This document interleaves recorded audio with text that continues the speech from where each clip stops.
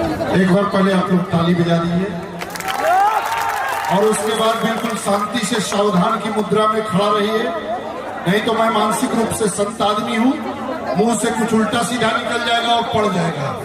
पवन जी आप गा रहे थे इतना बढ़िया, हमको लगा मैं पीछे चला गया, सुन नहीं पा रहा था, इतना कर्णप्रिय। अब ये कि इस गीत का तो कोई मतलब है, लेकिन हिंदुस्तान की पब्लिक है, पता नहीं कैसा कैसा गीत हिट कर जाए, इसकी कोई गारंटी नहीं।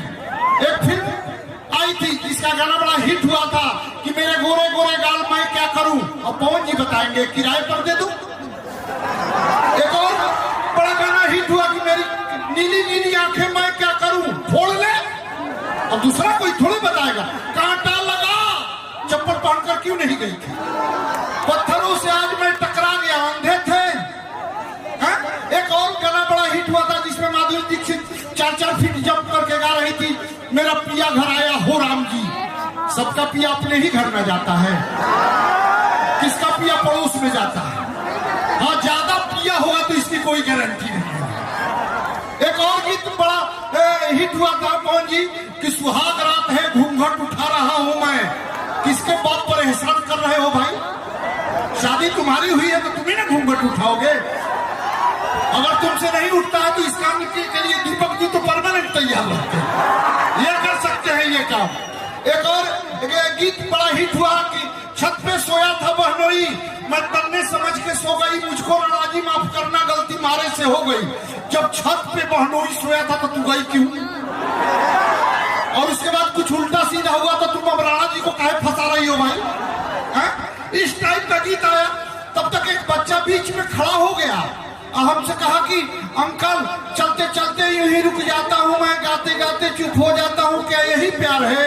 हमने कहा नहीं बेटा ये कमजोरी का लक्षण है, अभी शुरुआती दौर है, इलाज करा लो ठीक हो जाओगे, नहीं तो बाद में मर्ज बढ़ सकती है। उसके बाद एक और लड़का खड़ा हो गया, अब बोला कि मुन्नी बदनाम हुई। मैंने कहा बेटा तुम्हारी उम्र है, कह सकते हो कि मुन्नी बदनाम हुई, मैं जिस मंच पर रहता हूं उस मंच पर पवन जी मर्यादा में रहते हैं और हम नारी का सम्मान करते हैं। हम वहां यह कहेंगे कि हसरते इश्क नीलाम न होने देंगे, अरे दिल की दुनिया में शाम न होने देंगे, अरे उल्फत के सारे इल्जाम अपने ऊपर ले लेंगे, पर मुन्नी तुझे कभी बदनाम न होने देंगे। अभी आपको पता है पवन जी मुनिया मुन्ना का जब बदनाम करिए तो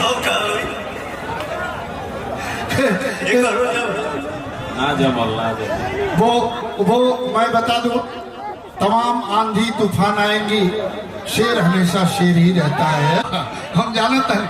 अच्छा अभी हमने कोरोना सीरीज लिखा है, कोरोना सीरीज, कोरोना में देखे 2 साल कार्यक्रम नहीं हुआ, सब कुछ बंद था कोरोना में। 2 मिनट का है कोरोना सीरीज, आप ताली बजा दे तो मैं सुना दूं।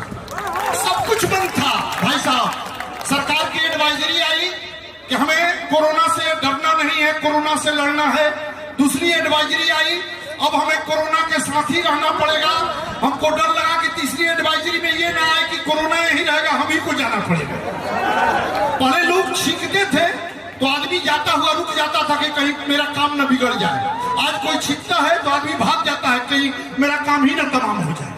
ये स्थिति हो गई। आपने देखा सब कुछ बंद था, केवल वाइन शॉप जब खुला दिल्ली में, एक ही ठेके से मास्क लगाकर बाप बेटे दोनों दारू खरीद रहे थे। पिताजी गटर में गिर गए, बेटा बोला कैसे गिर गए गटर में, उन्होंने कहा कि वो जो बना था मेन हॉल उस पर ढक्कन नहीं था, हमने सोचा कि सोशल डिस्टेंसिंग का सर्कल है उसी पर चढ़ गया, गिर गया।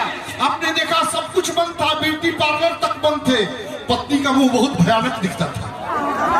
मेरा 9 साल का बेटा हमसे कहा कि पापा नानी की याद आ रही है, चलो ना नानी के घर घूम आए। हमने कहा कि बेटा सो जाओ, पूरे देश को नानी याद आ रही है। ये स्थिति हो गई थी भाई साहब। कोरोना पर तमाम बातें हुई, तमाम धारणाएं कोरोना ने तोड़ दिया। हमारे बगल में पंडित जी झाड़ा लगा रहे थे कोरोना का मंदिर पर, लेकिन मैंने देखा कि पंडित जी को अध्यात्म से ज्यादा